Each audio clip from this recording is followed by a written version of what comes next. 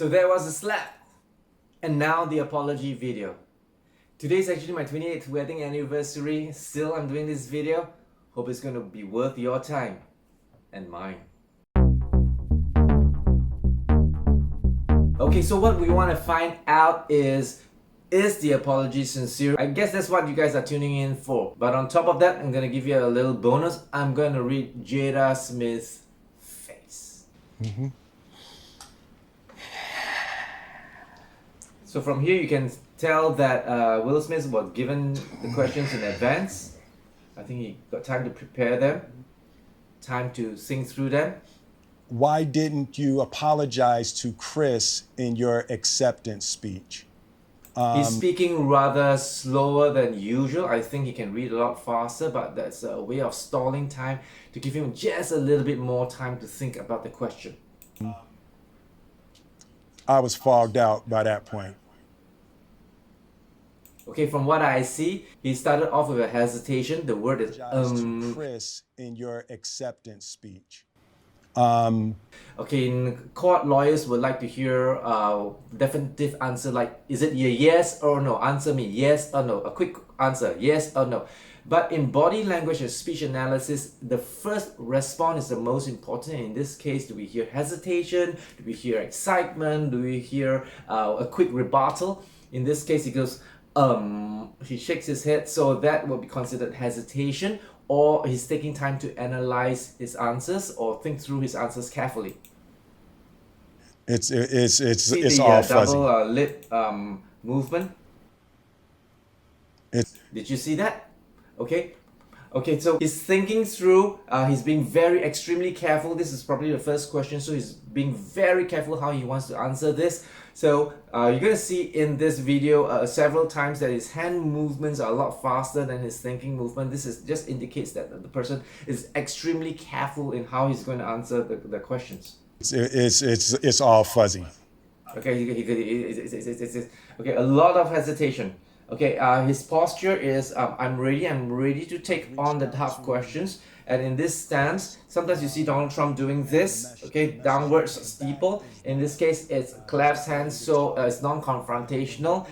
In a way, it is self-comforting. So you see people doing this or this, but I think this superstar don't want to do this. It makes him look very weak. In Justin Bieber's case, I showed you he did something like this, but in this case, we start off with a stance like that. Let's see if it changes later on. But right now, he's doing this. Will Smith did apologize to Chris Rock earlier on. You see some text messages. He texted and he put it up on social media. There was no response from Chris Rock. And now he is doing it live with real words and on video. And in this case now, when you see him touch his chin, it is called unnecessary facial touching. Sometimes it's like that, sometimes it's like that. Okay, so usually it's analytical or it's considering. Okay, so he's analyzing, he's considering, he's pondering. So this cluster of facial touching can immediately be defined as I'm considering what I'm gonna say next. Some books tells you if it's scratching this part of the face, it means something, and so on. If you're new to body language, I'll just cluster it under unnecessary face touching, and that will be easier for you. Chris, I apologize to you. My behavior was unacceptable. For an A-lister star, he seemed to suddenly have this stammering issue. Okay, it's not that he cannot speak well. I'm sure he can. He's played so many roles. It is this time he has to choose his words so carefully because there's so much at stake. He don't want to make another mistake like I'm not thinking with my head, I'm thinking with my heart, and I gave a slam in front of the whole world during Academy night, and I'm not going to make this mistake again. So he's being extremely careful, so careful that is affecting his speech. Apologize to you. So in this case, when he pointed, I am apologizing to you, Chris. Sometimes it could be confrontational, but sometimes it could really mean I'm really reaching out to you, Chris. Okay, I'm apologizing to you, Chris. Please accept it. Okay, so I would bend towards the latter. To you, my behavior was unacceptable, and I'm here whenever you're ready to talk. I want to apologize to Chris's mother. I saw an interview that Chris's mother did, and that was one of the things about that moment. I just didn't realize, and I wasn't thinking, but how many people got hurt in that moment. So I want to apologize to Chris's mother. I want to apologize to Chris's family, specifically Tony Rock. We had a great relationship. Tony Rock. Okay, so what's happening right now? You see, when you watch a body language video, you just don't want to just read the gestures, straight away define certain gestures and tells and say, oh, this guy's thinking this or that. If you can explain behaviors, that would be a lot better. The reason why Will Smith is even on video right now and apologizing, I know a lot of you might say, oh, because his career is at stake and he's doing damage control. Yes, to a certain extent, I'm sure his manager told him that, but he's already suffered all the financial losses in a massive way. But the other part I want to explain to you about behaviors is this. During a surge of negative emotions, you don't think with your rational brain, you think with your heart or your emotional side. So he goes up there, he's angry, he slaps the person's face. After that, we were like, okay, Will Smith doesn't understand the repercussion. Surely, weeks after that, he's like, oh my God, what did I do? Okay, and human beings don't like to wake up in the morning feeling uncomfortable, going through that guilt trip every day. What did I do to Chris Rock? What did I do to the academy? What do I did? What's the impact on Chris's family, the mother, the child? And that is the reason why sometimes fugitives eventually give themselves up back to the police and authority and say, please let me take the punishment so that I can have a closure in my life and I can move on. So I can be freed of not just physical freedom, but the mental stress. Can I be freed from the mental stress and the guilt? So this, I feel, is what Will Smith wants to do right now. Can I apologize? Please forgive me. I need to move on. It's devastating and it's traumatic to get up every morning knowing the whole world hates me. This episode has not been closed properly. I cannot move on and I just don't want to bring this to my grave. Tony Rock was my man. This is probably irreparable. I spent the last 3 months replaying and understanding the nuances and the complexities of what happened in that moment. So this is the first time I'm watching this full version. Previously, I just saw bits and pieces from some edited video. So this is the first time I'm hearing this. I'm not surprised what he just said. He spent the last several months replaying this in his head. So if those of you who went through a traumatic experience, an embarrassing moment, this is what's going to happen to you. You're going to keep replaying that video in your head over and over again. I cannot imagine how many times he said he played that moment when he slapped Chris Rock and regrets it and said, oh, why did I just do it? What if I just didn't do it? Okay, so he's trying to figure out, he's trying to process, and then he will also think about the other 100 ways of how to respond to this situation. Okay, from an apology, or even to fight back, or to deny, or to get a lawyer to vindicate him. He's probably played all these scenarios in his head. In that moment. And I'm not going to try to unpack all of that right now. But I can say to all of you, there is no part of me that thinks that was the right way to behave in that moment. There's no part of me that thinks that's the optimal way to handle a feeling of disrespect or insults. After Jada rolled her eyes, did she tell you to do something? No. It's like, I made a choice on my own from my own experiences, from my history with Chris. Jada had nothing to do with it. Okay, so he talks about the history with Chris Rock. He didn't elaborate on it. Maybe he had some run in with him, and that is and that's why sometimes you get triggered by a history. A child sometimes cannot understand why a father or mother is so easily triggered by each other. And he said, "Mom, Daddy just said that it wasn't a big deal." And he said, "But your dad's been doing that so many times." And they don't understand that there is a history between these two people. So when Will Smith said that very subtly, there was a history between Chris Rock and him, then you can be a bit more compassionate that he may have been triggered by Chris Rock multiple times. But he's again saying that there is no reason or any validation on why he should behave in a disrespectful manner to that severity.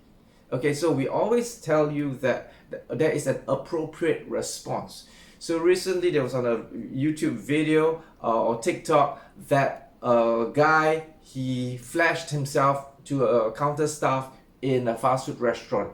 This lady came, gave him a back kick, and the guy flew on the floor. He got up again and the lady kicked him a second time. So this is a lady, probably a staff, kicking the man. So people will say, "Whoa, well done, good job." Then somebody said, "But do you know the man is mentally challenged?" And then everyone said, "Oh, you gotta be more careful." But my question is, was the response appropriate? They didn't take a knife and slash him. They didn't take a gun to shoot him. They just gave him a kick in the butt. He's not gonna die. He just fell. But perhaps he learned his lesson.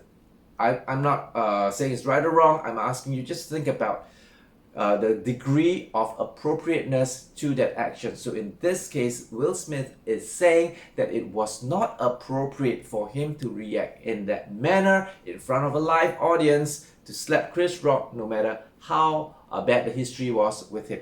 I think I've seen enough. I'm absolutely sure Will Smith want to close this and want to move on. He has apologized profusely many times, and if I were the world, I would say he is sorry. I'm sorry, babe.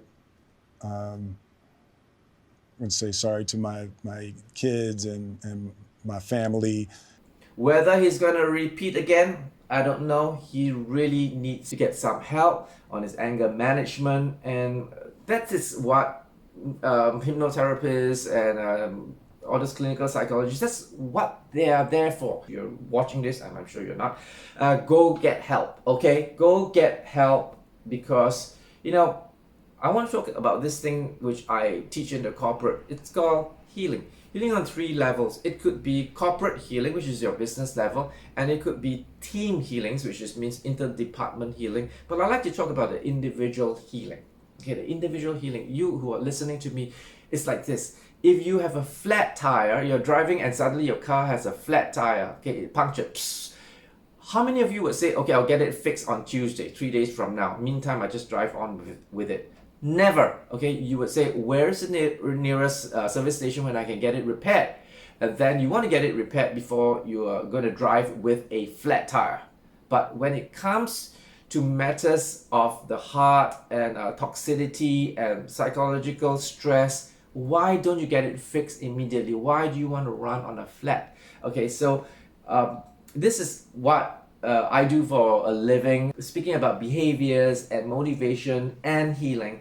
And if you're listening to me out there, don't just fix your aesthetic. It's not just about the skin or the eyebrow, or you go for a plastic surgery. What about matters of the mental and the heart?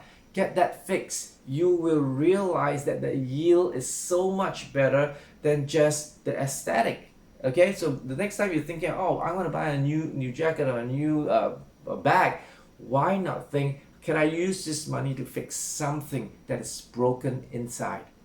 Okay, so now I want to move on to Jada Smith, and I want to read her face. Now, about Oscar night, my deepest hope is that these two intelligent, capable men have an opportunity to heal, talk this out, and reconcile. You know, this lady really scares me because what's written on her face is, I'm a fighter, I'm a warrior. And for the first time, I'm going to share this part of face reading. It's her eyes, which you know, where she shows a lot of ferocity, but it's the fold, okay? It's that fold at the tip of the eye that goes down.